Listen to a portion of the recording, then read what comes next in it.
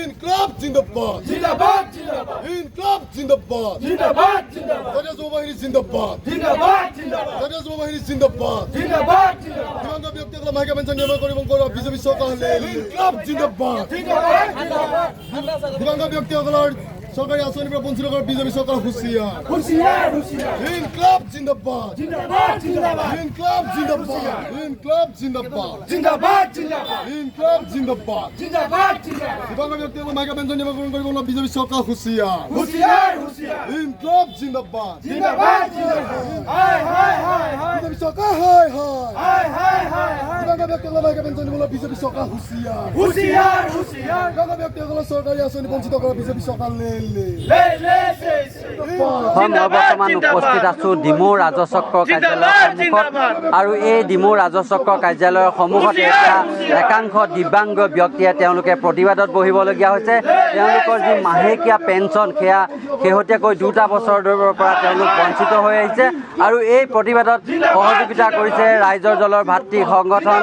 আমি দেখুৱাইছোঁ জাতীয় যুৱ বাহিনীয়ে তেওঁলোকক সহযোগিতা কৰিছে। জাতীয় যুৱ বাহিনীৰ যিসকল কাৰ্যকৰ্তা তেওঁলোক আছে, মই আপোনাৰ পৰা জানিব বিচাৰিম আজি প্ৰতিবাদৰ মূল কাৰণ কি?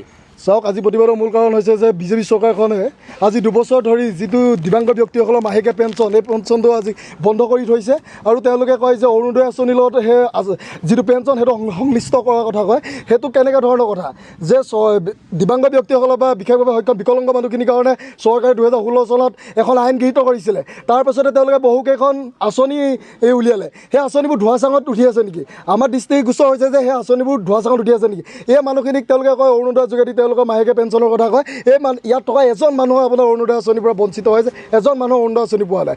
সেইটো এটা দুখৰ কথা যে চৰকাৰৰ যিখন অৰুণোদয় আঁচনি 3.0 যে নিৰ্বাচন কৰিব যি পঞ্চায়তে বা ৱাৰ্ডে এখন কমিটি গঠন কৰি দিছিলে এই চৰকাৰখনে। সেই কমিটিকেইখন নিৰপেক্ষ মানুহ থকাৰ বিপৰীতে কিন্তু বিজেপি কিছুমান দালালক দায়িত্ব দিয়া হ'ল, যাৰ ফলশ্ৰুতিত আজি এই মানুহখিনিয়ে অৰুণোদয় আঁচনিৰ পৰা বঞ্চিত হৈ থাকিবলগীয়া হৈছে। মই ভুক্তভোগী এই বিশেষভাৱে সক্ষম ব্যক্তিসকলৰ পৰা জানিবলৈ চেষ্টা কৰিম। আপুনি কওকচোন, কি হৈছে? আপোনালোকে কিমান দিন ধৰি আপোনালোকৰ পেঞ্চনৰ পৰা বঞ্চিত হৈ পোৱা নাই? আজি 2 বছৰ দিন হ'ল আমাক পেঞ্চন দিয়া নাই। 15 আগষ্টৰ দিনাখন আমি ধৰ্ণা দিছিলোঁ শিৱসাগৰৰ কোৰ্টৰ মুখত। সেতিয়াও দিম বুলি ক'লে দিয়া নাই। আমাক ধেৰ দিম কৈ পেলাই আজিলৈকে একো এটাকে দিয়া নাই। অকল অৰুণোদয় বুলি কৈছে। অৰুণোদয় যে আমাৰ ঘৰখনৰ পৰিয়ালত এজনীহে পাব আৰু 10জনে কেনেকৈ খাব? আমিতো একো কৰি খাব পৰা মানুহ নহয়। মোকে এতিয়া মই অন্ধ মানুহ, একোৱেই নোৱাৰোঁ। এই 1000 দি আছে, তাকো আজি 2 বছৰ দিনা নাইকিয়া কৰিলে। আমি আৰু কেনেকৈ খাম? চাউল দিম বুলি ক'লে চাউল নাই, 5 কেজিকৈ দিছে। 5 কেজি চালে খাব পাৰোঁ নি এমাহ দিনে? আকৌ আমাক বোলে জব কাৰ্ড দিম বোলে, জব কাৰ্ড নাই। ঘৰ দিম ক'লে ঘৰ দিম নাই, একোৱেই নাই। আজি 2 বছৰ দিনে একোৱেই নাই।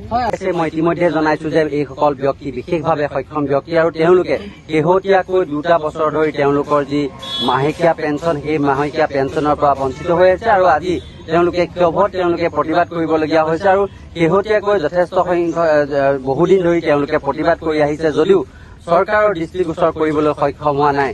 আৰু সময়ত দেখা যাব এইসকল ব্যক্তিৰ এই প্ৰতিবাদে কেনেধৰণে হিমন্ত বিশ্ব শৰ্মাৰ দৃষ্টি আকৰ্ষণ কৰিবলৈ সক্ষম হয়।